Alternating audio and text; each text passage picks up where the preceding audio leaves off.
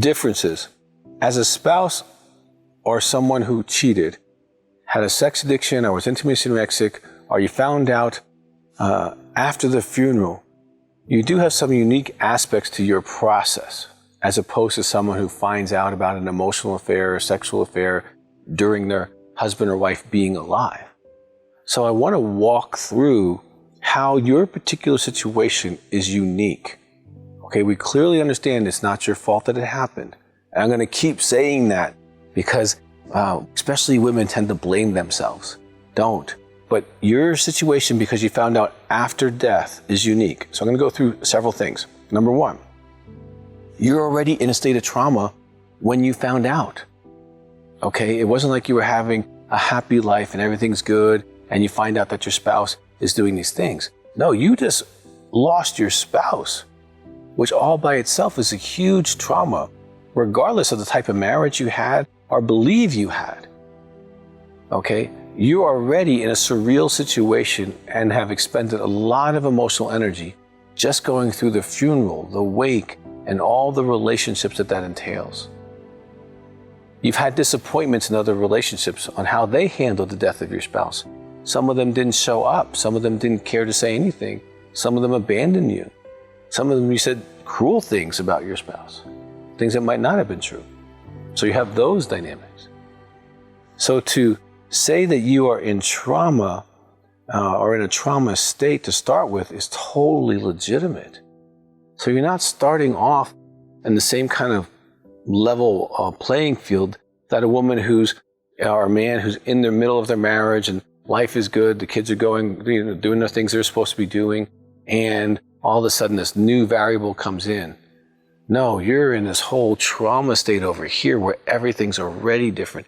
Everything's in upheaval. You're having to deal with, financial issues and estate issues and all this kind of stuff, and you don't have your spouse with you.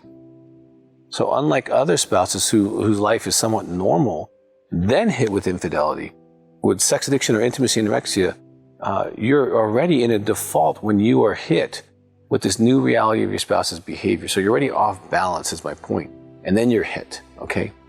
Number two, your life in every way is different because of their death. Your finances are different. Your social life is different. Your sexuality is different. How you sleep is different. Where you go, all of this is being different. The life change makes how you go through your new information about the betrayal of you in the context of all these changes that are occurring. So you're doing it in the middle of all of that. Number three, unlike your counterpart whose spouse is still alive, you will need to heal without getting all the information about his or her acting out behaviors, emotional, sexual affairs, or all of that stuff. Now, you will only know what you have found out or have been told by others.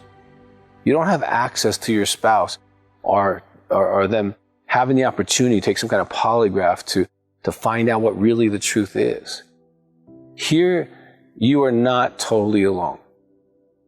There are spouses who go through the same process, who go through even a divorce without any disclosure about what really happened.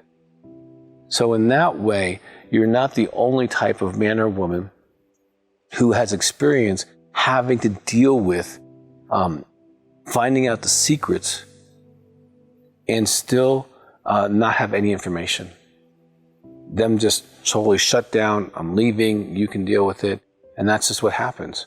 So let me be clear, and you will hear this repeatedly throughout our time together. You can heal without knowing everything. I have for over 35 years experience of working with women and men who have healed without knowing everything. If you truly believe you can't heal without knowing everything, you will be right. I find those that are convinced that they can't heal spend years proving to themselves that they're right. Now, you can stay truly stuck for decades if you choose that particular belief. Now, my experience is those who feel they know enough to heal, they do heal. Believing is really the most important thing about healing. Evaluate your believing, because your believing is going to be one of the most important things in your healing process. You finding this out is a gift to you. It's a gift in your life to live the reality that you were actually in, so you can heal and believe you can heal.